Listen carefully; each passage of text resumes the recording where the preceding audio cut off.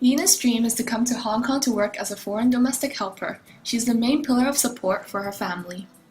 How can she achieve this dream? Step 1. Nina needs to find an agency in Philippines. She's promised 4,000 Hong Kong dollars a month and nice working conditions. Step 2. Nina signs a contract with the agency, but she's not allowed to know the content of the contract.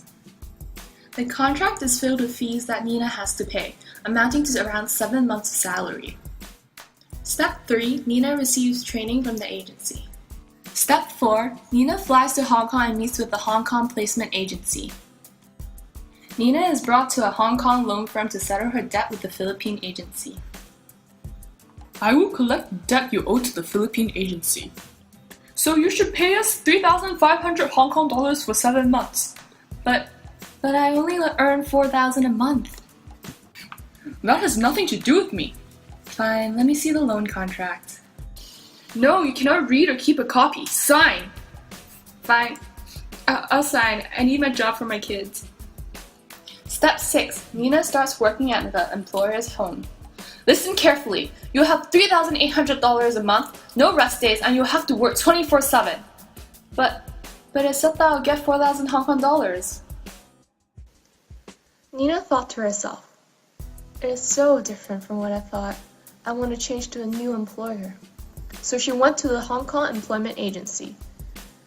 I want to find a new employer. No problem, but you need to pay. Also, you must take new loans. Now Nina's dreams is shattered. How can this happen?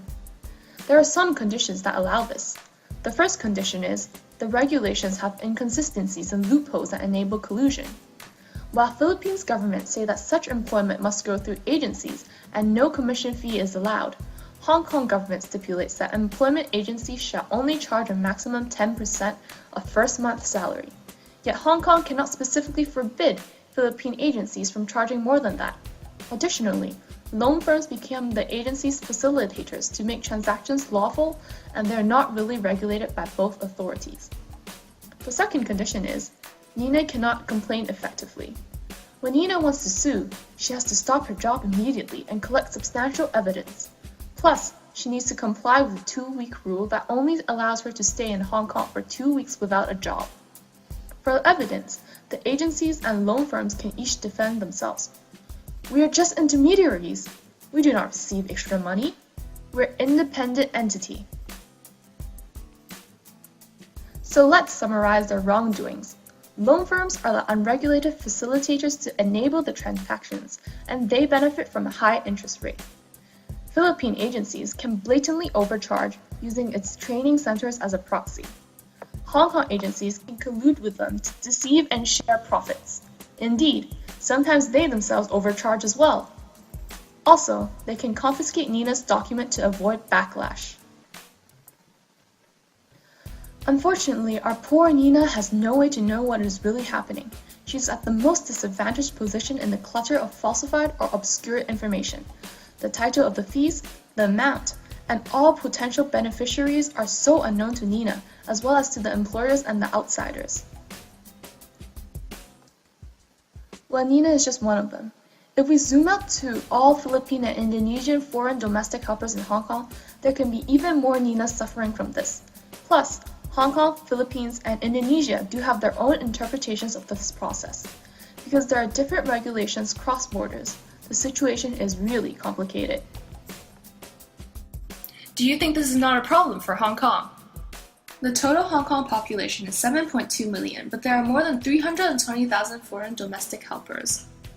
The media has reported the case repeatedly to raise public awareness. For Hong Kong's inaction to solve the problem, the government has been criticized by many NGOs and international societies. So we do need solutions that are practical and efficient. But how? We think the key to the problem is more transparency. To reach this, we need, first, hard measures including regulations and supervision. Second, we need soft measures to utilize market incentives. Therefore, we want an information system which benefits both the foreign domestic helpers and their employers. But wait a minute, why do we involve the employers? Employers want to receive good services from foreign domestic helpers, so they also need to protect them from exploitation, to make the helpers secure and happy. This helps maintain a good relationship between employers and their helpers. In order to build the information system, you need to make some preparations. Previously, agency is only responsible to the helpers for overcharging, but now agency is also responsible to the employers. Plus, employers will watch over the issues for the helpers as well. To establish this relationship, we need a standard service contract between the Hong Kong Employment Agency and the employers. This shall include the amount that the agency charges the helpers, and the agency must promise that they do not overcharge, confiscate the contract and identity documents, or pressure the helpers to take loans, and they are cooperating with a good foreign recruitment agency that follows foreign regulations. The current employment contract shall also clarify the agency involved and all related fees. So if there is overcharging, it breaches its agreement with both employer and helper, whereby they need to compensate both parties. Plus, they face a revocation of licenses, high penalties, and criminalization of managers. So let's start building the information system. The goal is to establish a fair online employment platform. It should include an agency database and provide legal documents and guidebooks. In this way, we want to help employers and helpers to find trustworthy agencies. It also serves as a complaint channel for them to report agencies' misconduct. The hidden objective is to have an evaluation and credit system. Customers will choose the good ones and the bad ones will have less business. This is the market incentive to promote good behavior. So how does it work? The first question is, who will operate it? It will be jointly operated by the Hong Kong government, Consumer Council, and NGOs for helpers. The second questions are the four concerns for the information collected.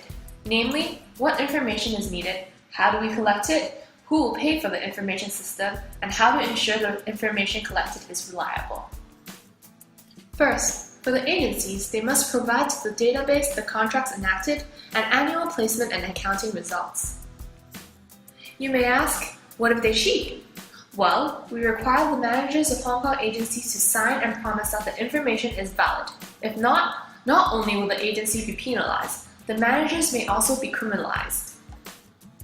Second, to collect information from helpers and employers, operators of the information system will both conduct proactive surveys or investigations and process the complaints. The next question is, who will bear the cost for the system? Certainly, the government shall contribute. Also, government will require Hong Kong agencies to pay the security deposit on an annual basis or when agencies renew their licenses, and this amount serves as the main source of funding. So now, helpers and employers will use the system to find good agencies. A good relationship will also be established between the helpers and employers. Helpers will provide good service, and employers will be willing to protect their helpers' rights because it also protects theirs. So, the information system works! Well, there are also some other suggestions. The problem of loan firms is a bit tricky. By now, loan firms are only regulated indirectly.